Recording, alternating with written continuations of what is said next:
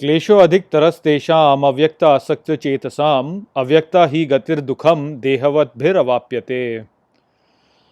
Hello friends, this is the fifth shlok of the 12th chapter of Bhagavad Gita, and today we will understand this shlok in detail. So let's first go over its meaning. So the shlok says, Klesho adhik taras tesham, which means tribulations occur mostly in those avyakta asakta chetasam, which means minds attached to the unmanifest. Avyakta hi gatir dukham, which means movement towards unmanifest indeed by pain. Dehavat avapyate, which means embodied beings attain.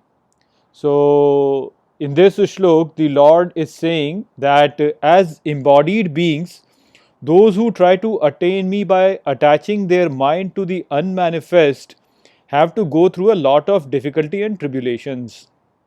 So, as embodied beings, we all lack perfect knowledge and can only know this world from our predefined point of view that we have created by ourselves based on our past experiences. And so, we act and perform in this world based on our past impressions. And if suddenly somebody asks us to drop these past impressions and focus our mind only on the imperishable unmanifest, then we will not be able to do it because we are already quite programmed based on our previous experiences. So, one cannot just rise up one day and say that from now on I will forget all my previous identities and I will only attach myself to the imperishable unmanifest.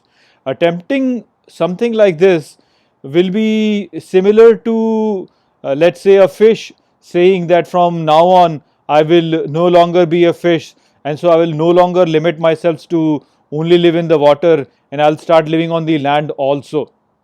So, such a thing is just not possible for the fish to attain because the identity of the fish or the way the fish has progressed in the past life is such that she has to live in the water. She cannot live on land. As soon as she will try to live on the land, she will die.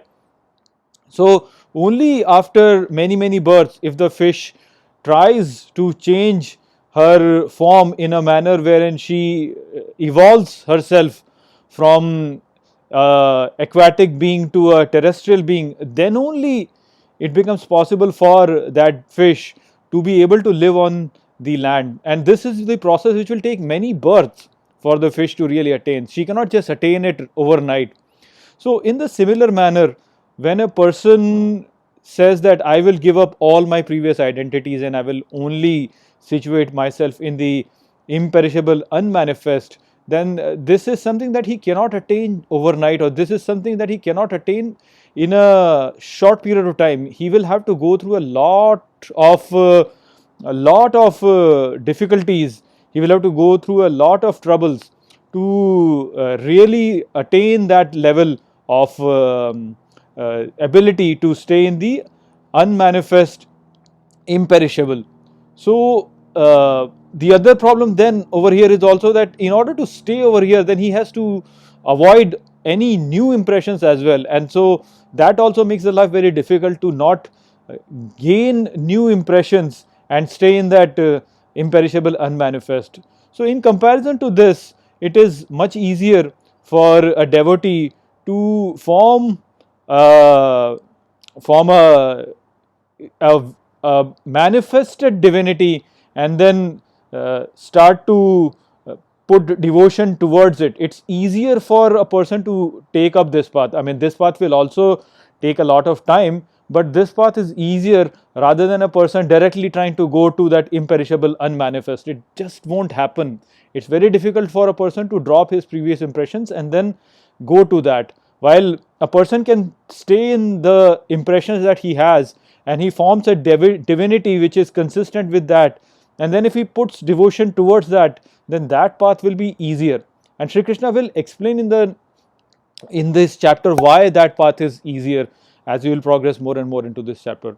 So, that was the idea of this shlok. I hope that I have explained this shlok well to you. With that, I will close this video. I will see you in the next video. Take care.